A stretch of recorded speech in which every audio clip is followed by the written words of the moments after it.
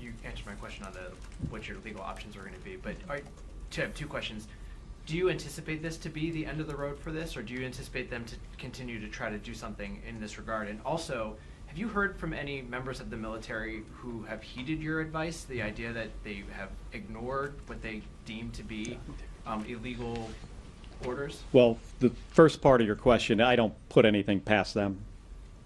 Donald Trump has a pretty limited, capacity to move on from things, and he doesn't take bad news well, and he's got quite the ego that I think it makes it difficult for him to move on and see what the writing on the wall here is. He should know that the Constitution is on our side.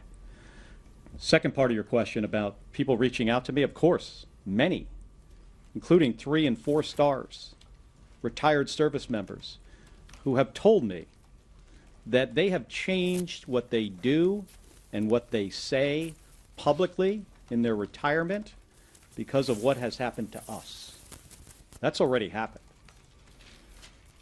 I hope in time that corrects itself when they see that Senator Slotkin and I standing up to these bullies, to this administration that clearly does not care about the Constitution or the rule of law, that assuming we're successful in this over a period of time, that will correct itself, and members of the military will, former members, retired service members, and veterans, and all U.S. citizens can get back to a place where they feel free to exercise their First Amendment rights.